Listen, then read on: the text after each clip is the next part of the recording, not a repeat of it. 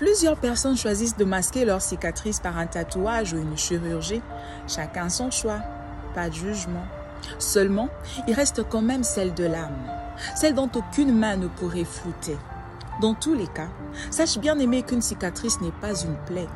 Si tu continues à souffrir à propos d'un événement de ton passé, ça révèle que tu as là encore une plaie qui doit être guérie. Car une cicatrice n'est pas une blessure, mais une preuve de guérison. Elle témoigne du fait que l'ennemi a tenté de te nuire, mais qu'il a échoué. Voilà pourquoi Jésus-Christ a choisi de conserver et d'exposer les siennes aux yeux du monde, afin que tous sachent qu'il est ressuscité, qu'il a vaincu la mort.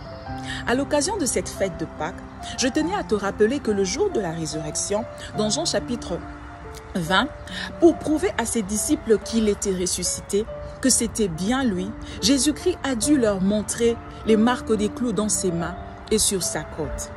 Bien-aimé, si tu peux encore voir ces cicatrices, ça veut dire que ce problème ne t'a pas totalement détruit. Ça veut dire que tu n'es pas resté dans la tombe de cette difficulté. Si tu peux encore voir ces cicatrices, ça veut dire que tu es encore en vie. N'aie donc pas honte de tes cicatrices. Au contraire, célèbre-les, car elles sont la preuve et les signatures de tes victoires.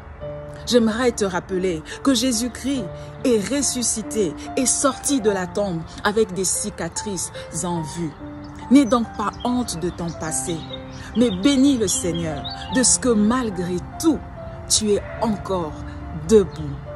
Bonne fête de Pâques et que Dieu te bénisse.